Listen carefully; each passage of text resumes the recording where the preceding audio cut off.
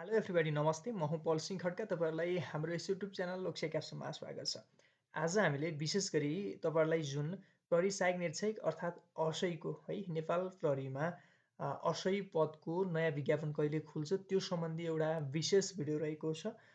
योभन्दा पहिला धेरै साथीहरूले हामीलाई चाहिँ म्यासेज अनि मलाई पर्सनली वाट्सएप र लगायत हाम्रो फेसबुक ग्रुपहरूमा चाहिँ सोधिराख्नु भएको थियो।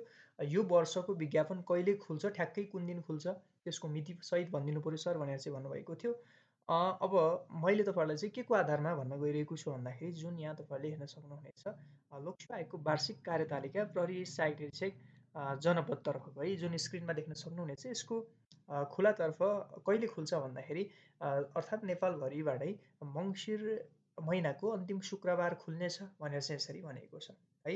जनपद प्रहरी सहायक निरीक्षक र निरीक्षक इन्सपेक्टर र असैको चाहिँ यो मङ्सिर महिनामा खुल्छ भनेर चाहिँ यसरी यहाँ कार्यतालिकामा दिएको छ। अब कतिपय साथीहरूलाई लाग्ला कि कार्यतालिकामा दिएअनुसार योभन्दा पहिला खुलेको छ कि छैन, अहिले खुल्ने सम्भावना कतिको छ जस्तो लाग्न सक्छ। तपाईँहरू यति कुरा ढुक्काउनुहोस् कि योभन्दा अगाडि कार्यतालिका अनुसार नै खुलेको छ है। कहिलेकाहीँ बाहेक धेरैजसो केसहरूमा चाहिँ कार्यतालिका अनुसार नै खुलेको छ। त्यो भएकोले गर्दाखेरि तपाईँहरूले यो कुरा बुझ्न जरुरी छ कि यो वर्षको विज्ञापन पनि मङ्सिर 26 गते अर्थात् जुन कार्यतालिकाले भनेअनुसार नै खुल्छ भनेर चाहिँ अब हामीले चाहिँ यसरी आश गरेर चाहिँ तयारी गर्नुहोस् होइन। अब ठ्याक्कै खुल्छ 100% खुल्छ नै भनेर चाहिँ अब कसैले नि भन्न सक्दैन। अब त्यसमा केही विभिन्न प्राविधिक समस्या हुनसक्छ। अब हामीले प्राप्त सूचनाअनुसार चाहिँ पाए सूचनाअनुसार प्रहरी निरीक्षकको अलिकति 20 देखि 25 वटा मात्रै कोटा छ। त्यसलाई वैशाखमा खुलाउने कि अहिले खुलाउने भन्ने बारेमा छलफल भइरहेको र त्यो खुल्न सक्ने या नसक्ने त्यसमा कन्फर्म छैन।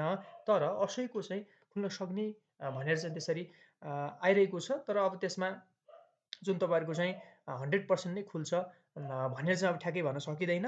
जहाँसम्म तपाईँहरूलाई खुल्छ, यदि खुल्यो भने हामी तपाईँहरूलाई चाहिँ यसै युट्युब च्यानल मार्फतबाट चाहिँ जुन नोटिस गर्नेछौँ, सूचना दिनेछौँ र तपाईँहरू अब उमेर छ अझै पनि सुरक्षा निकायमै आफ्नो भविष्य बनाउने हो, यो क्षेत्रमै छिरेर चाहिँ म एउटा देशको लागि सेवा गर्ने हो भनेर चाहिँ तपाईँहरू इच्छुक हुनुहुन्छ भने तपाईँहरूले चाहिँ हामीसँग अनलाइन भौतिक कक्ष भइरहेको छ बागबजार ड्रिमा एजुकेसन एकाडेमी बागबजार काठमाडौँमा चाहिँ भइरहेको छ। त्यहाँबाट तपाईँहरूले चाहिँ भौतिक अनलाइन कक्ष लिन सक्नुहुनेछ।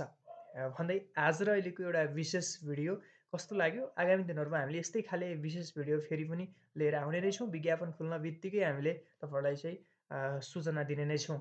भन्दै आज र अहिलेको विषयवस्तुबाट म पल सिंह खड्का पनि बिदा हुन चाहेँ। हस्त नमस्कार। जय नेपाल।